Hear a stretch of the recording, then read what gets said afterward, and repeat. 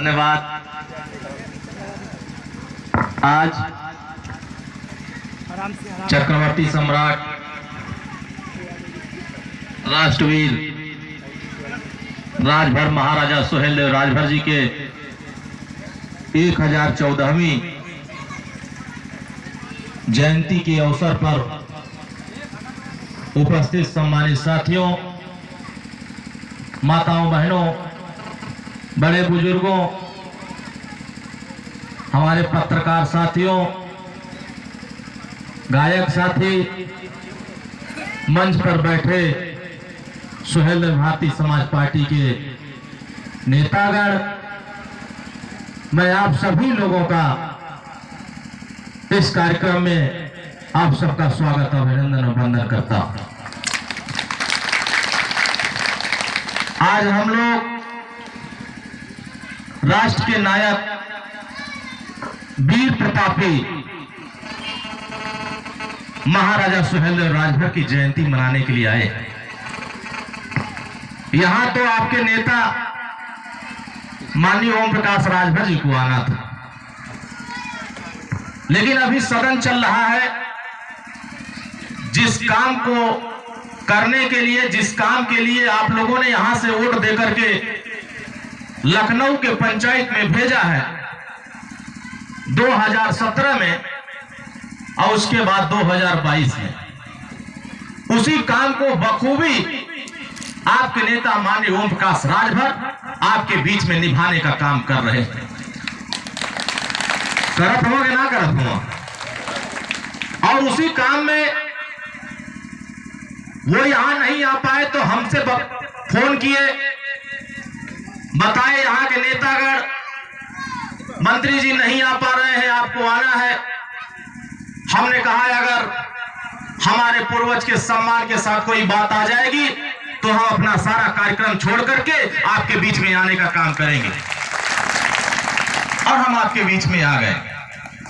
आपने बहुत समय से जयंती का कार्यक्रम मना रहे हैं, आप महापुरुष को याद कर रहे हैं, जिस महापुरुष को आज हम अपने सामने अपनी नजरों से देख रहे हैं। आज से 20 साल पहले ऐसे वीर योद्धा राष्ट्र के नायक को देश के इतिहासकारों ने मिटाने का प्रयास किया, लेकिन आज जिन लोगों ने मिटाने का काम किया, आज माननीय ओम प्रकाश राजभर जी के साथ आप लोग खड़े होकर के अपना इतिहास खुद लिखने का काम कर रहे हैं। देश के लोग आज अपने इतिहास को देखते हुए आज चर्चा करने का काम कर रहे हैं।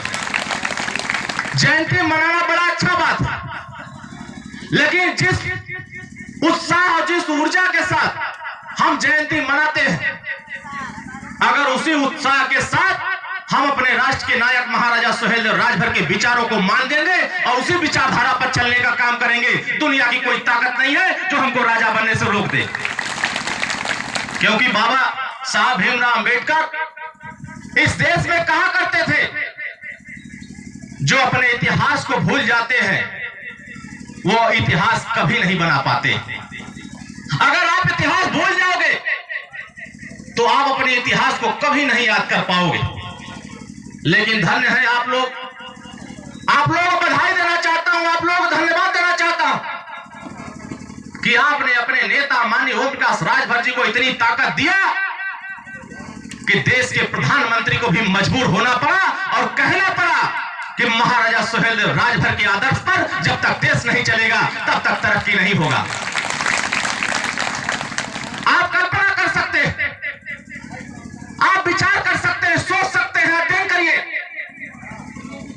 कि आज से 20 साल पहले जिस पूर्वज को हम याद कर रहे हैं उस पर कोई नाम तक लेने को तैयार नहीं होता, लेकिन आज देश का कोई ऐसा नेता नहीं है।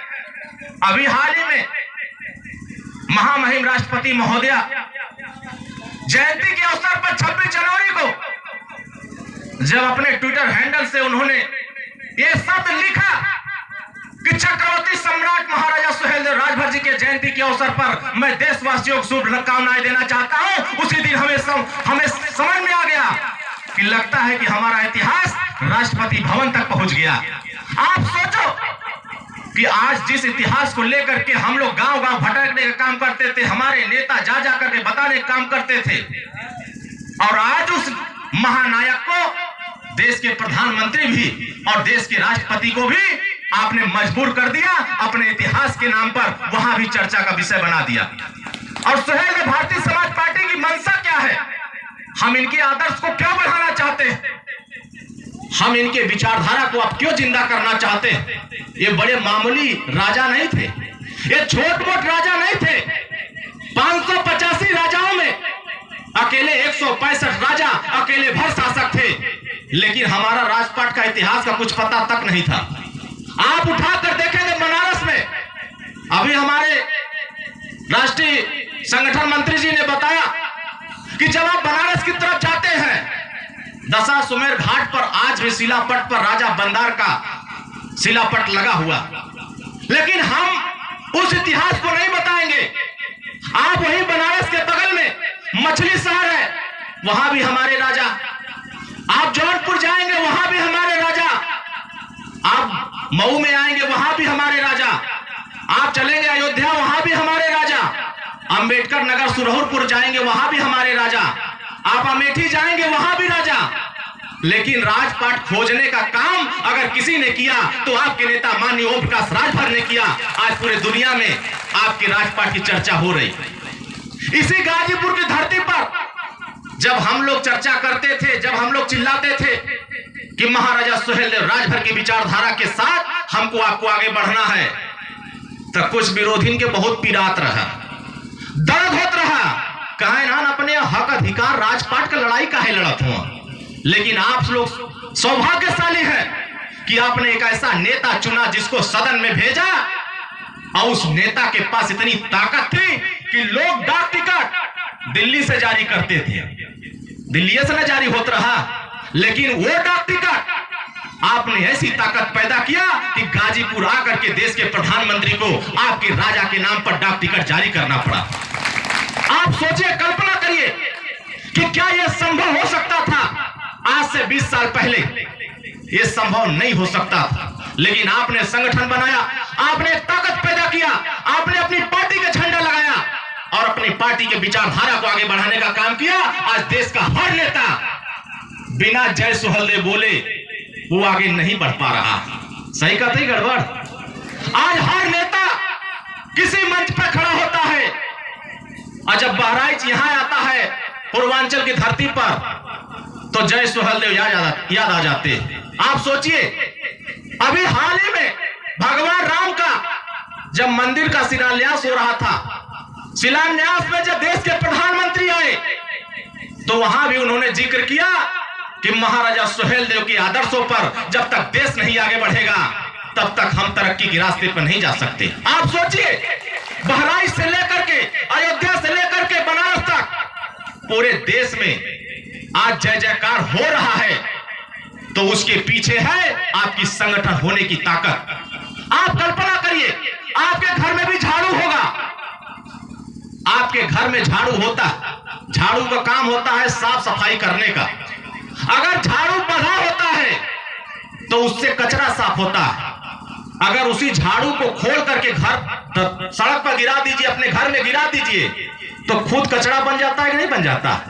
इसलिए संगठित जब रहता है, वो एकजुट रहता है तो साफ करने का काम करता है। जब वो बिखर जाता है तो खुद कचरा बन जाता है, वो किसी को साफ कर नहीं पाता। इसलिए शासक बनने के लिए बाबा साहब ने अगर वोट का पावर दिया है तो उस वोट के पावर को इस्तेमाल करने के लिए देश के पंचायत और राज्य के पंचायत में जब तक आपका नेता, आपके भाई, आपके समाज का व्यक्ति नहीं जाएगा जो महाराजा सुहेलदेव राजभर के आदर्श पर चलने वाला होगा, जब तक नहीं जाएगा तब तक देश में तरक्की और आपके समाज का इतिहास नहीं उजागर हो पाएगा। आप उठाकर देखिए, 17-18 सालों में जितनी चर्चा महाराजा सुहेलदेव राजभर की हो रही है, क्या इससे पहले कभी होती थी? लेकिन आप सोच लीजिए, कल्पना करिए कि महाराजा सुहेलदेव राजभर को आज जन जन तक पहुंचाने का काम हमारे सभी मिलकर कार्यकर्ताओं ने किया, हमारे नेता के आदेश पर किया। इसके लिए मैं आप सभी लोगों को बधाई देना चाहता। उत्तर प्रदेश की सियासत में आज आपने भूचाल सिर्फ उत्तर प्रदेश में नहीं मचाया, आपने देश का हर राजनीति करने वालों के दिमाग में सुहेलदेव भारतीय समाज पार्टी और महाराजा सुहेलदेव राजभर डाल दिया। इससे बड़ी उपलब्धि आपको क्या मिल सकती है? आप देखिए, महाराष्ट्र जाते हैं, आप दिल्ली जाते हैं, आप कलकत्ता जाते हैं, आप किसी भी राज्य में जाइए, पहले लोग कहते थे हम राजभर है, तो कहां पावल जालन, सही कहती गड़बड़।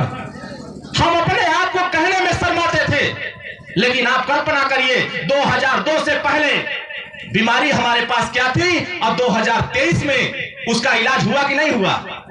इसलिए अगर हम संगठित हुए, अपनी ताकत पैदा किए और 4 विधायक के बजाय आपने 6 विधायक लखनऊ के पंचायत में पहुंचाया, आज देश का कोई ऐसा कोना नहीं है खाली पीला खम गमछा और पीला साफा लगा करके आप किसी चौराहे पर खड़े हो जाइए तो सब कहते हैं ये राजभर जी वाला गोल, सही कहते गड़बड़। आप सोचिए साथियों कि पहले लोग हम लोगों को क्या क्या कहते थे भरवा हुआ सब कहत रहलन ना, ओकरे बाद कहत हो भर जो सब, ओकरे बाद कहत हो राजभर हुआ सब, और आज ये राजभर जी हुआ सब। बदलाव हुआ कि नहीं हुआ? आपका एक समय अपमान और आप संगठित हो गए तो सम्मान मिला कि नहीं मिला? आप सोचिए कि संगठित रहने से आपके साथ अन्याय भी नहीं होता है, आपके साथ न्याय भी होता है। इसीलिए बाबा साहब ने कहा है कि अपने पूर्वजों के इतिहास को जानो। जो समाज अपना इतिहास नहीं जानता, अपने बुजुर्गों की कदर नहीं करता, वह समाज कभी तरक्की के रास्ते पर नहीं जा सकता। इसीलिए अगर आपको तरक्की के रास्ते पर जाना है तो अपने इतिहास को जानना होगा, मानना होगा और उस पर चलने का काम करना होगा। और मैं आपको भरोसा दिलाना चाहता हूं, आज तो इतना इतिहास उजागर हुआ है, सिर्फ 5 साल और इंतजार करिए। आने वाले समयों में उत्तर प्रदेश ही नहीं, देश के सभी पाठ्यक्रमों में महाराजा सुहेलदेव राजभर का इतिहास हर जगह पढ़ाने का काम यही सरकारें करेंगी। हमारी मंशा है कि जब तक उच्च शिक्षा में महाराजा सुहेलदेव राजभर को पढ़ाने का काम हम लोग नहीं करवा दिए, तब तक हम लोग चैन से बैठने वाले नहीं। तो बताओ, महाराजा सुहेलदेव राजभर पर शोध होए चाहिए कि ना होए चाहिए? आज देश के इतिहासकार आज महाराजा सुहेलदेव राजभर पर इतिहास लिखने का काम कर रहे हैं। अगर हम अपने इतिहास को बचाने का प्रयास करेंगे, बहुत सारे लोग हमारे इतिहास पे कोई छतरी बना दे रहा है, कोई पैस बना दे रहा है, कोई पासी बना दे रहा है, लेकिन हम लोग जब देश की मीडिया में चर्चा होता है तो बैस और पासी बनाने वालों को मुंह तोड़ जवाब दे करके कहते हैं कि हम राजा महाराजा सुहेलदेव राजभर के वंशज हैं, हम दूसरे के वंशज नहीं हैं, हम लड़ने वाले हैं, हम झुकने वाले। 80 किलो का तलवार, 40 किलो का तलवार, नाम तो सुन ले होगा कि 40 किलो का तलवार महाराजा सुहेलदेव राजभर चलाते थे, लेकिन आज के डेट में 20 किलो का तलवार उठ जाएगा मन से। आप सोचिए कि 40 किलो का तलवार चलाने वाले पूर्वज हमारे ही शासक थे, हमारे ही राजा थे। हमको उनके विचारों के साथ, उनके सोच के साथ आगे बढ़ना। और आपको भरोसा देता हूं कि आज आपने ऐसे मूर्ति आज से 20 साल पहले किसी गांव में लगते नहीं देखा, लेकिन धन्यवाद, आप बधाई के पात्र हैं। महाराजा सुहेलदेव राजभर के सिद्धांत पर चलने का काम किए। आज देश का कोई ऐसा गांव नहीं है जिस गांव में आपके समाज के लोग रहते हैं और वहां महाराजा सुहेलदेव को याद न करते हो। अपनी मूर्ति स्वतः अपने पैसे से लगाने का काम कर रहे हैं और लगा करके आने वाली पीढ़ियों को संदेश दे रहे हैं कि हम अपने राजा को याद करेंगे, अपने राजा के संघर्षों पर बताए हुए रास्ते पर चलने का काम करेंगे। आज सोचिए, आज हर गांव में हमको जब जाते हैं हर जगह तो नजर आता है कि अब यहाँ भी मूर्ति लग रही, वहां भी मूर्ति लग रही, लेकिन यहाँ आपने भी सहयोग किया, माननीय ओम प्रकाश राजभर भी सहयोग किए और इतना भव्य मूर्ति आपके सामने बन करके विराजमान हो गया। अब यहाँ एक कार्यक्रम और रह गया है, यहाँ 4 दीवाली बनाना, इसको पूरा घिरवाना है और घिरवा करके इसका सुंदरीकरण कराने का भी काम ओम प्रकाश राजभर करेंगे, दूसरा कोई नहीं करेगा। मैं आज यहाँ ऐलान करता हूं कि इसका 4 दीवाली आने वाले 1-1.5 महीने के अंदर सारा चीज प्रक्रिया पूरी हो चुकी है। जैसे ही बजट आ जाता है कार्यक्रम शुरू कर दिया जाएगा। ठीक रही कि ना ठीक रही? तो ये 4 दीवारी बना कि ना बना, सुंदरीकरण हो कि ना हो? अरे हमारे राजा का वंशज है, आपन सुंदरीकरण न करल जाई तब के करल जाई? आपन कैले है, बनौले है, तब ना हमारे यहाँ तक आयल है।